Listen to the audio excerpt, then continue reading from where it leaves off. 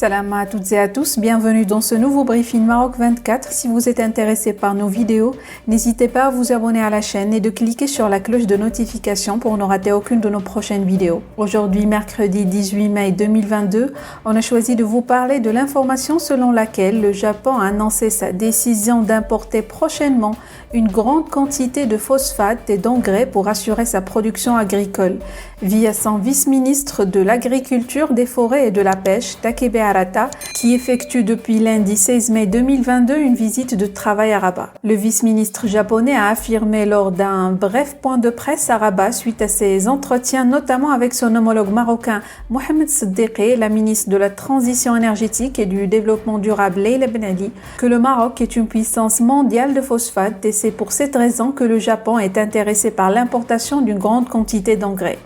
Il faut signaler que le Maroc concentre plus de 70% des réserves mondiales de phosphate. Source de nutriments essentiels, le phosphate et particulièrement le phosphore dont il est la source naturelle étant vitaux pour la vie et la croissance des plantes. Plus de détails sur cette décision dans cette revue de presse tirée du Maroc diplomatique et le 360. Le conflit russo-ukrainien bouscule la filière des engrais dans le monde. Pour la première fois, le Japon a commencé à importer du phosphate du Maroc pour sécuriser son approvisionnement. L'incertitude concernant les livraisons de la matière première, notamment le phosphate en provenance de l'Ukraine, en plus du refus de la Chine d'augmenter ses capacités de production, a rendu le marché du phosphate volatile. Cette situation pourrait entraîner une augmentation des prix.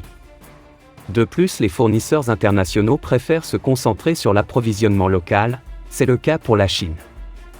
Ainsi, le Maroc avec l'Office chérifien des phosphates devient un marché très prisé. Le Japon affiche son intérêt.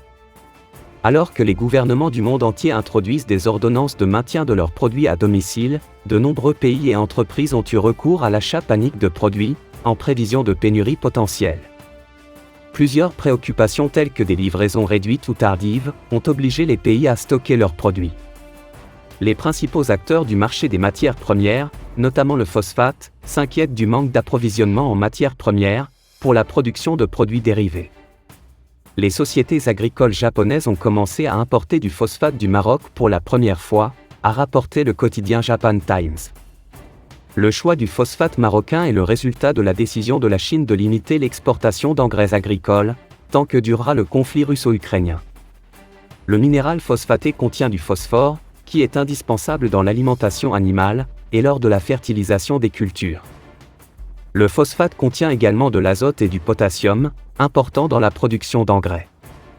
Les prix mondiaux des céréales ont augmenté en raison de la baisse des exportations de la Russie et de l'Ukraine, ce qui a également entraîné une hausse des prix des aliments composés. Mais les prix augmentent également en raison des sanctions que la communauté internationale a prises contre la Russie. Les agriculteurs japonais souffrent de la hausse des prix des céréales, des engrais et d'autres produits de première nécessité pour l'agriculture et l'élevage.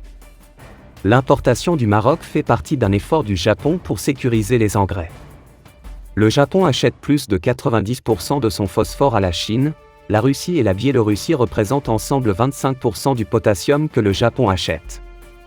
Pour rappel, les deux pays ont signé des accords de coopération, qui visent la formation en mécanisation agricole et professionnelle, le conseil agricole, le développement hydro-agricole, le développement des communautés rurales et l'amélioration du système d'irrigation.